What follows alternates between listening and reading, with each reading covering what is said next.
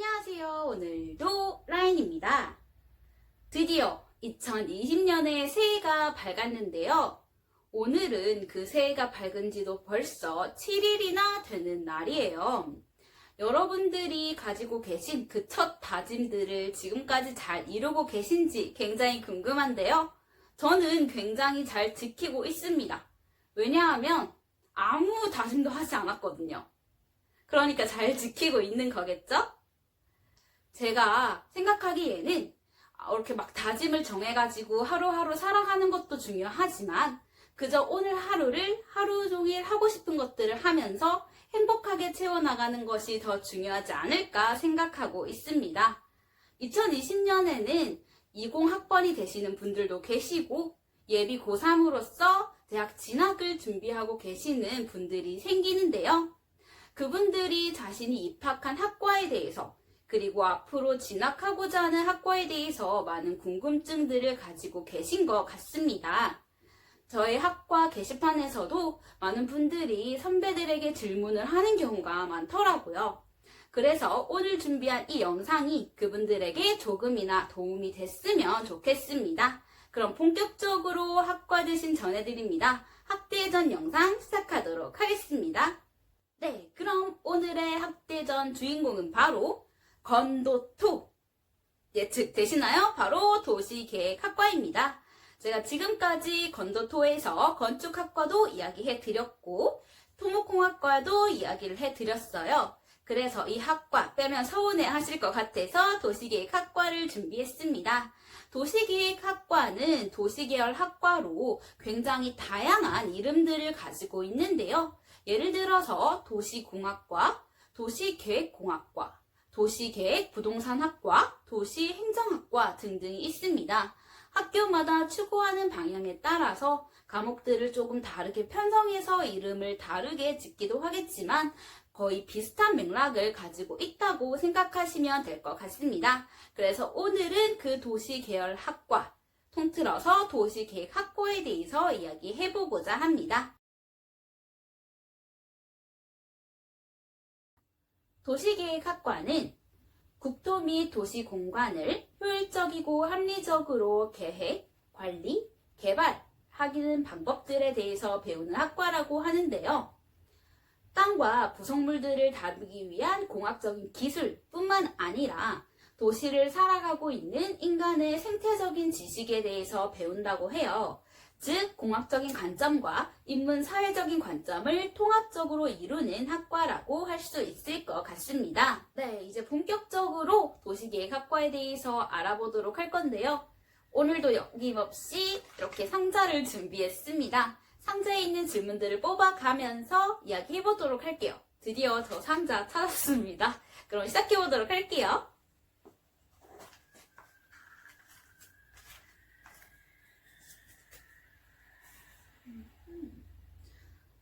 도시계획학과에서 나갈 수 있는 진로에는 어떤 것들이 있나요? 하는 질문인 것 같아요. 도시계획학과가 굉장히 다양한 분야를 포함하고 있거든요. 그래서 나갈 수 있는 진로도 굉장히 다양합니다. 그럼 지금부터 이야기해드리도록 할게요. 도시계획학과의 진로에는 크게 5가지가 있는데요.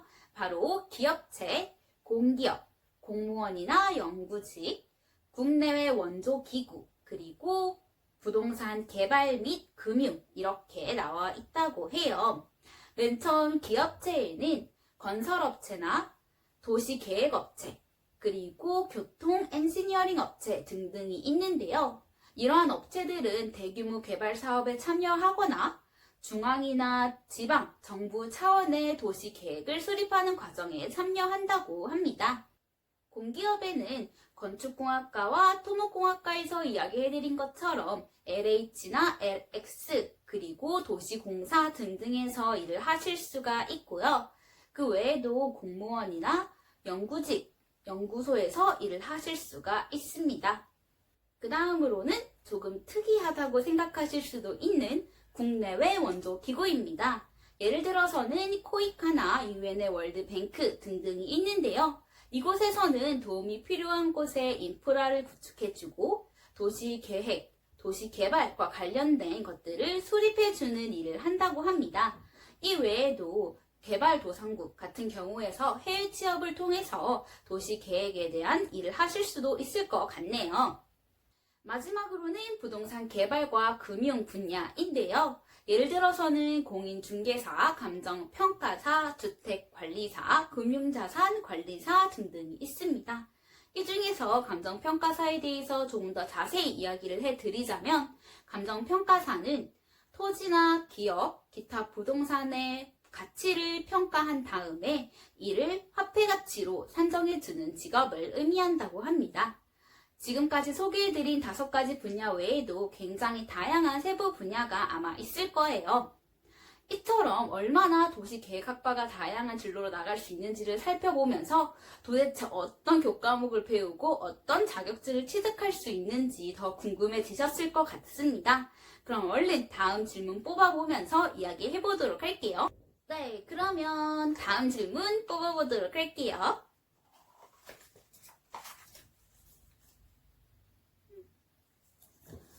도시계획학과의 교과목에는 어떤 것들이 있나요? 하는 질문입니다. 도시계획학과는 크게 4가지 분야로 나눌 수 있다고 해요. 도시 분야, 교통 분야, 주택 및 부동산 분야, 그리고 환경 및 재난 분야입니다. 이 중에서 도시 분야 같은 경우에는 도시계획 및 도시설계, 그리고 도시개발, 마지막으로 도시사회 및 경제 이렇게 나뉠 수 있다고 하는데요.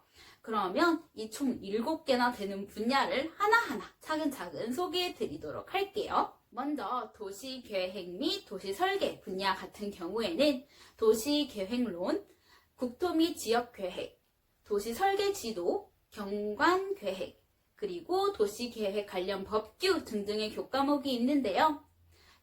한마디로 설명을 해드리자면 도시를 계획하거나 그 도시 계획에 필요한 각종 요소들을 계획 및 설계하는 방법에 대해서 배운다고 합니다.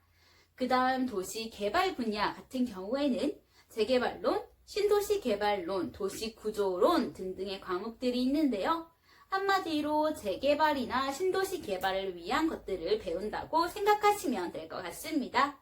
도시 분야의 마지막 도시 사회 및 경제에서는 도시 인구론, 지역 경제, 통계학 이론 등등의 교과목이 있는데요.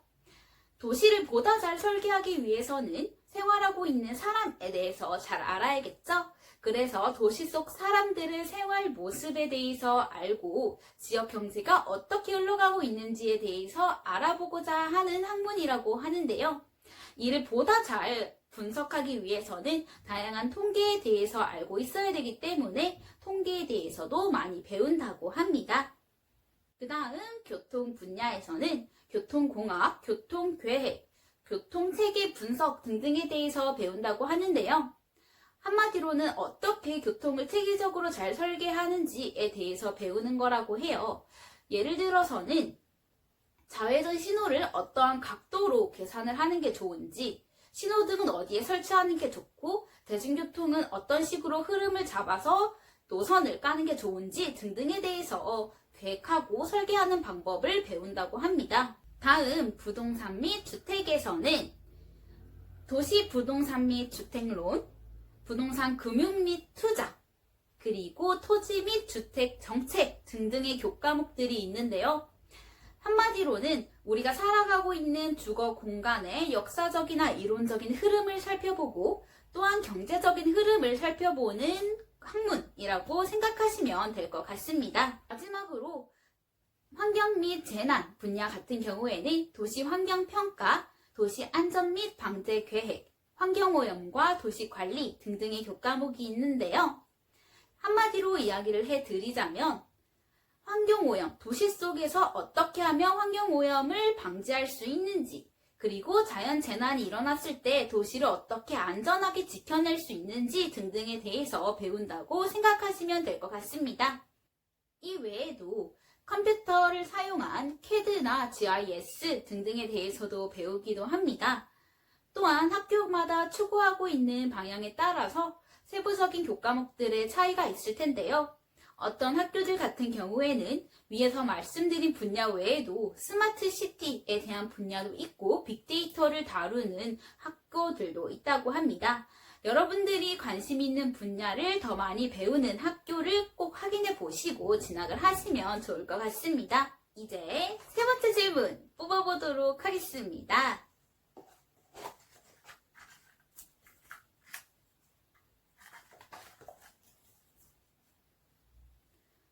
도시계획학과에 관련된 자격증에 대해서 알려주세요 하는 질문이네요. 그러면 자격증에 대해서 이야기해 보도록 할까요? 도시계획학과와 관련된 자격증에는 도시계획기사, 교통기사, 감정평가사, 공인중개사 등등이 있는데요. 이 중에서 가장 많이 딴다고 하는 도시계획기사에 대해서 조금 더 자세하게 이야기해 드리도록 할게요. 도시계획기사는 필기와 실기로 이루어진 시험이고요. 필기는 이렇게 5가지 과목이 있습니다. 이 과목은 한 과목당 사지선다 20문항으로 구성되어 있고 한 과목당 40점 이상이어야 되고 평균으로는 60점 이상이 넘어야만 합격을 하실 수가 있습니다. 실기시험 역시 60점 이상이 되어야 하는데요. 실기형은 1과제와 2과제로 구성되어 있는데 1과제는 인구 추정을 하는 것, 2과제는 도면을 작성하는 것이라고 합니다. 앞서 교과목에서 소개해드린 것처럼 굉장히 다양한 분야를 품고 있는 학과이다 보니까 세부 자격증은 굉장히 많을 건데요. 여러분들이 앞으로 나갈 진로의 방향에 맞는 자격증이 어떤 것들이 있는지 꼭 확인해 보시고 그 자격증을 준비해 주셨으면 좋겠습니다. 마지막 질문은 도시계획학과에 입학 후 느낀 점이랑 특이점에 대한 부분입니다. 도시계획학과에 입학 전에는 도시계열 중에 공학이란 이름이 붙는 학과들이 있어요. 그렇다 보니까 이과 계열이라고 생각하시는 분들이 많은데요. 하지만 입학하고 나서는 생각보다 수학에 대한 부분을 많이 다루지 않는다고 해요. 이제 경제나 통계학을 배울 때 수학에 대해 간단하게 배우는 편이지 전반적으로 수학을 많이 다루는 편은 아니라고 합니다. 그래서 다른 공학과들에 비해서 인문학적 성향, 인문사회적 성향이 조금 더 강하다고 생각하시면 될 것 같습니다. 그리고 통계 프로그램을 굉장히 많이 다룬다고 하는데요. 교통 관련해서는 에미포나 트랜스캐드 같은 통계 프로그램을 많이 사용하는 편이라고 합니다. 네, 이렇게 도시계획학과에 대한 이야기를 마무리 지으려고 하는데요. 심시티라는 게임이 굉장히 인기를 끌고 있잖아요. 다들 이제 도시계획이나 설계에 대해서 많은 관심을 가지고 있어서 인기를 끌고 있지 않을까 하는 생각이 들었습니다. 제가 이렇게 도시계획학과에 대한 설명을 하기 위해서 준비를 하는 동안 진짜 도시 하나를 만들기 위해서는 굉장히 많은 부분을 고민해야 되는구나 라는 생각이 들었습니다. 그렇다 보니까 마치 도시계획학과 여러분들 그리고 도시계열학과 여러분들이 저희를 지켜주는 도시 속에서 생활하는 저희들을 지켜주는 영웅이자 히어로 같다는 느낌이 들었는데요. 다시 한번 우리를 지켜주기 위해서 힘쓰고 계시는 도시계획학과와 도시계열학과 여러분들에게 감사하다는 말씀 드리고 싶습니다. 궁금한 학과가 있거나 미처 해결하지 못한 궁금증이 있으시다면 언제든지 밑에 댓글로 남겨주세요. 그럼 제가 도시계획학과 2탄을 준비하거나 새로 여러분들이 궁금해하시는 바로 그 학과로 찾아오도록 하겠습니다.